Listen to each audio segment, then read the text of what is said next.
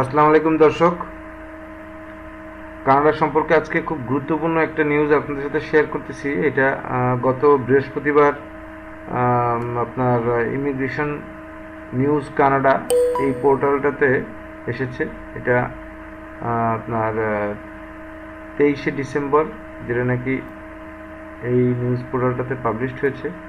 এটা দেখেন আপনারা, ইমিগ্রেশন নিউজ কানাডা এই পোর্টালটাতে পাবলিশড হয়েছে। এটা খুবই গুরুত্বপূর্ণ একটা নিউজ। এটা হচ্ছিল আপনার যেটা নিউজটা সেটা বলি যে Canada plans to control number of new foreign workers in 2024।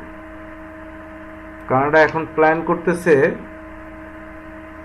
কিভাবে কন্ট্রোল করবে তারা নিউ ফরেন ওয়ার্কার 2024 সালে। দ্যাট মিনস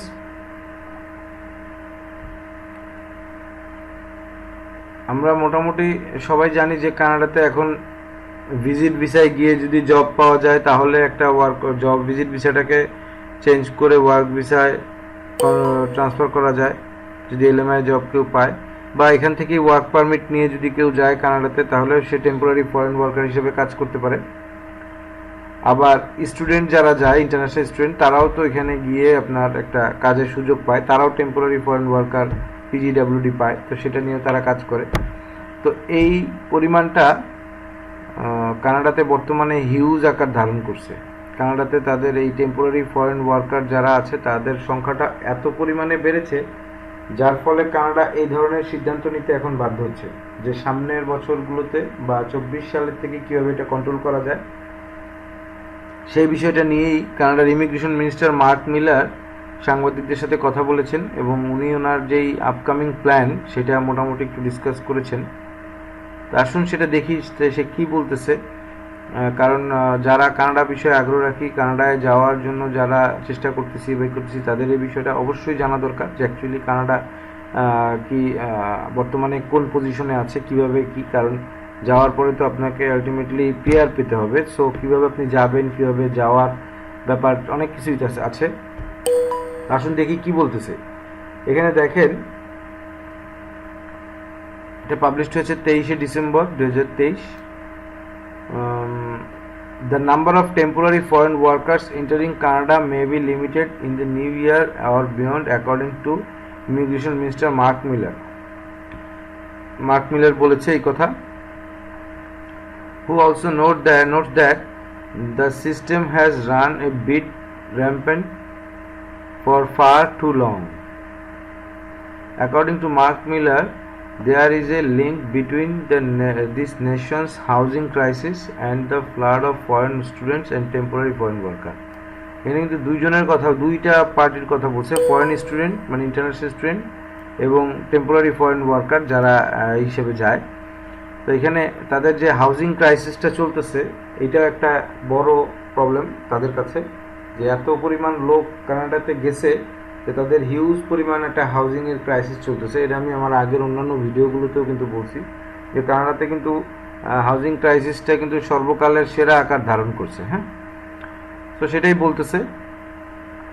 এখানে কি বলছে, over the past few years the number of people who entered Canada temporarily has skyrocketed, mister Miller told reporters on Thursday. বৃহস্পতিবার কিন্তু এই কথাটা বলছে মিস্টার মিলার যে গত কয়েক বছরের তুলনায় কানাডাতে হিউজ পরিমাণ লোক টেম্পোরারিলি ঢুকছে। এটা আপনার ইন্টারন্যাশনাল স্টুডেন্ট হোক বা টেম্পোরারি ফরেন ওয়ার্ক পারমিট নিয়ে হোক বা ভিজিট ভিসা গিয়ে তারপরে ওয়ার্ক ভিসা ট্রান্সফার করছে, এই জাতীয় হোক, যেভাবে হোক ঢুকছে।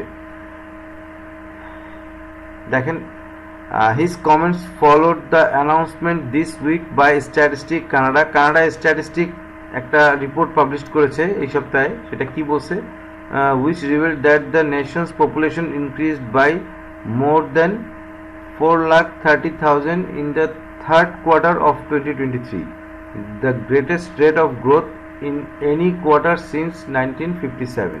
1957 সালের পরে এটাই সর্বোচ্চ কোনো বছরের একটা কোয়ার্টারে 4,30,000 লোক এই টেম্পোরারিলি কানাডাতে ঢুকছে। সেটা আপনার ইন্টারন্যাশনাল স্টুডেন্ট ভিসা হোক বা আপনার টেম্পোরারি ফরেন ওয়ার্ক বা যে কোনো ভিসাই হোক না কেন, মানে ঢুকছে। হিউজ পরিমাণে ঢুকছে। এই জন্য কিন্তু কানাডা এখন এই বিষয়টা নিয়ে ভাবতেছে যে সামনের দিনগুলোতে কীভাবে এটা কমানো যায়, কীভাবে এই জিনিসটা কমানো যায়। এইটার জন্য কানাডাতে যা যা পদক্ষেপ নেওয়ার দরকার, কানাডার সেই পদক্ষেপগুলো অলরেডি কিন্তু নেওয়া শুরু হয়ে গেছে। কি কি সেটা একটু বলতেছি। Canada is now home to more than 4,05,00,000 লোকের বাসা কানাডা। তার মানে কানাডাতে এখন 40.5 মিলিয়ন পিপুল কানাডাতে বর্তমানে আছে, লোক সংখ্যা তাদের। এইখানে কানাডার লোক সংখ্যা কিন্তু তারা দিছে কোন শহরে কোন প্রভিন্সে কতগুলো লোক আছে সেটার একটা রিপোর্ট। এটা তার আমাদের দেশের মতো না যে কোনো হিসাব নাই কত লোক আছে না আছে, তা তো না। এটা তো মনে করেন প্রত্যেকটা মানুষের ইন্ডিভিজুয়ালি হিসাব আছে যে কোন শহরে কতগুলো করে লোক আছে। প্রত্যেকটা মানুষ একদম গোনা, তো তাদের কাছে হিসাব আছে। তারা এই স্ট্যাটিস্টিক্স অনুযায়ী কিন্তু তারা কাজ করে। এখানে দেখেন কি বলতেছে, the majority of temporary resident enter Canada with the intention of working or studying. দেখেন, জবের জন্য অথবা পড়াশোনার জন্য মেজর টেম্পোরারি রেসিডেন্ট কিন্তু কানাডাতে ঢোকে।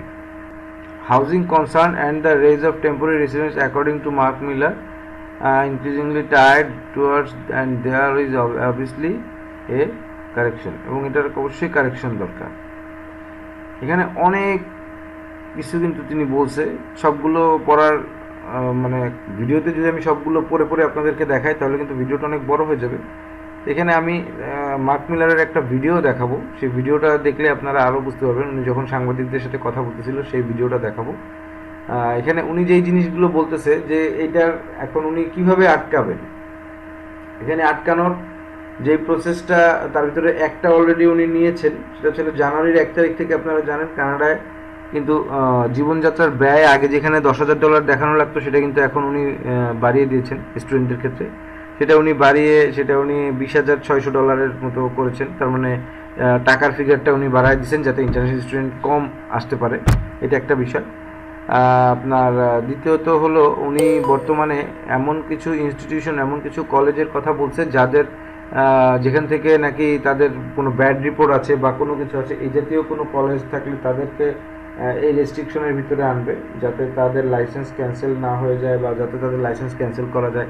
এই জাতীয় অনেক বিষয় তারা চিন্তা ভাবনা করতেছে, এবং সম্ভবত এই কারণেই হয়তো নেক্সট ইয়ারে যেটা 24 হয়তো আমরা দেখতে পাবো যে হয়তো ভিজিট ভিসা হোক বা ওয়ার্ক ভিসা হোক বা যে কোনো ভিসাই হোক না কেন আগের থেকে হয়তো আরও একটু স্ট্রিক্ট হয়ে যাবে বা একটু কম, যেটা নাকি বর্তমানে হিউজ দিচ্ছে। সো যারা যারা কানাডাতে ভিজিট ভিসা পেয়েছেন, আমার কথা হচ্ছিল তারা দ্রুত দ্রুত কানাডাতে যান। কানাডায় গিয়ে আপনার এটা আপনি কনফার্ম করেন আর কি যে আপনি কানাডাতে পৌঁছে গেছেন, এরকম আর কি। আর যারা স্টাডি ভিসায় আছেন তারাও যারা স্টাডি ভিসায় যেতে চাচ্ছেন তারাও দ্রুত আবেদন করুন, কারণ সামনের দিনগুলোতে হয়তো ভালো মানে এর এত ইজি থাকবে না কানাডা, যেভাবে নাকি এখন যাচ্ছে মানুষ। সো আসুন আমরা একটু মার্ক মিলারের ভিডিওটা দেখি যে অ্যাকচুয়ালি উনি সাংবাদিকদের সাথে কি কথাবার্তা বলেছেন। I think it's fair for the Canadian government to allow new students, temporary foreign workers to come to Canada when it's clear that there is such a housing issue in this country right now. Yeah, and it, with some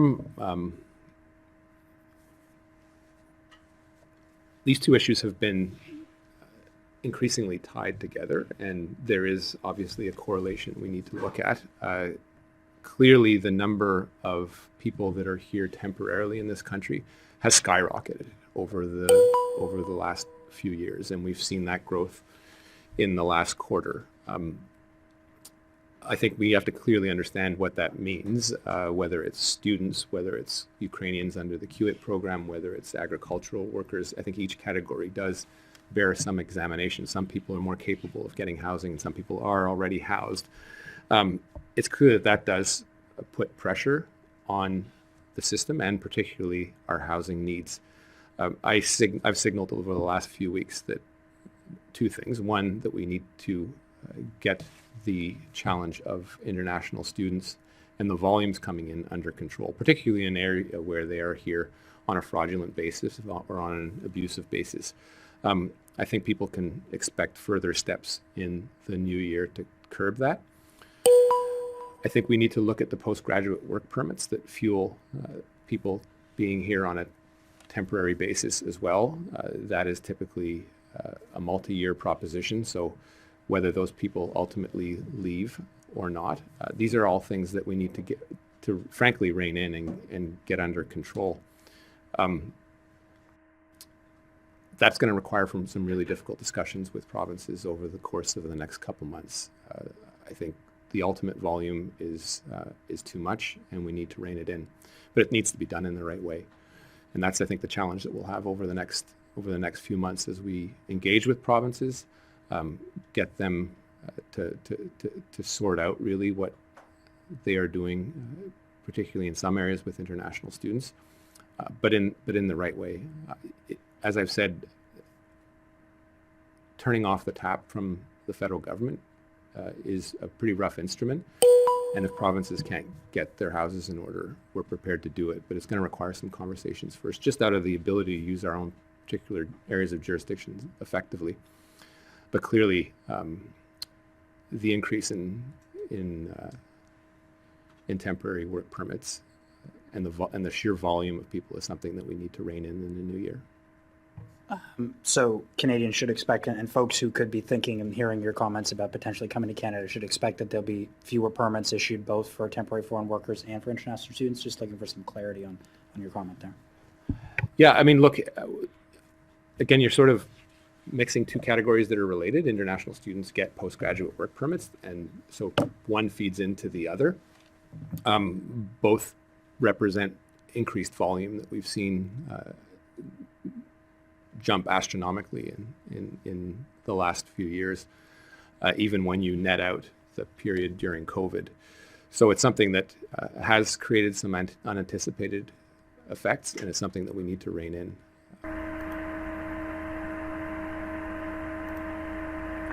তো এই হচ্ছিল ভিডিওটার লিঙ্কও আমার এই description বক্সে দেওয়া থাকবে, আপনারা ভিডিওটাও পুরো দেখবেন যে মার্ক মিলার অ্যাকচুয়ালি কী বলতে চাচ্ছে। তো মানে মেইন কথা হচ্ছিল যে কানাডা কিন্তু এখন নেক্সট ইয়ার থেকে কিন্তু তাদের যে প্ল্যান, এই প্ল্যানে কিন্তু চেঞ্জ আনতেছে এবং তারা কিন্তু কন্ট্রোল করবে এই নাম্বারটা, যে অ্যাকচুয়ালি তারা কানাডাতে এখন কি পরিমাণ ভিসা দেবে, বা ফরেন ওয়ার্কার বলেন বা ইন্টারন্যাশনাল স্টুডেন্ট বলেন, বোথ বিষয়, বা ভিজিট ভিসা বলেন, যে কোনো ভিসাই বলেন না কেন। সো তারা এটা নিয়ে ভাবতেছে এবং তারা এটা কিন্তু খুব শীঘ্রই আরও কঠোর থেকে কঠোরতর পর্যায়ে যাবে, যেহেতু তারা একটা পরিসংখ্যান তারা যেটা বলতেছে, তাদের পরিসংখ্যান রিপোর্ট যেটা বলতেছে যে কানাডাতে সর্বকালের সেরা, মানে এত বছরের 1957 সালের 57 সালের পর থেকে এই পর্যন্ত কিন্তু সর্বোচ্চ মানুষ গেছে লাস্ট কোয়ার্টারে। সো এটা একটা বিশাল বড় ব্যাপার। আমি মনে করি যারা কানাডা বিষয়ে আগ্রহ রাখেন তাদের এই বিষয়টা জানা দরকার। আমরা কিন্তু আগের মতো নয়, এখন কিন্তু অনেক কঠিন হয়ে যাচ্ছে। আপনার টেম্পোরারি আপনি যদি ভিজিট ভিসায় গিয়েও যদি জবের জন্য ট্রাই করেন, তাহলেও আমি বলবো যে আপনার পরিপূর্ণ প্রস্তুতি নিয়ে যাওয়া উচিত, কারণ আপনি চলে গেলেন আর জব পাবেন এমনটা না। আর তারপরে আবার আপনার LMIA অ্যাপ্রুভ জব লাগবে। তো LMIA অ্যাপ্রুভ জবের জন্য আপনার যে জিনিসগুলো দরকার সেই জিনিসগুলো এখান থেকেই কমপ্লিট করে নিয়ে যাওয়া আপনার জন্য ভালো হবে। যেমন আপনার IELTS দিয়ে যাওয়া, আপনার ECA করিয়ে যাওয়া, আপনার জব এক্সপিরিয়েন্সের সমস্ত কাগজপত্র যেগুলোর উপরে আপনার এক্সপিরিয়েন্স আছে সেগুলো নিয়ে যাওয়া।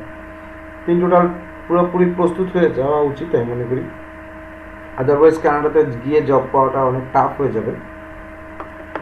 তো এই হচ্ছিল বিষয়। তো সবার জন্য অনেক অনেক দোয়া যারা কানাডাতে যেতে চাচ্ছেন এবং কানাডাতে গিয়ে সেটেল হতে চাচ্ছেন। যদি ভিডিওটা ভালো লাগে তাহলে অবশ্যই আমার চ্যানেলটা সাবস্ক্রাইব করুন এবং লাইক দেবেন, সাথে থাকবেন। Thank you.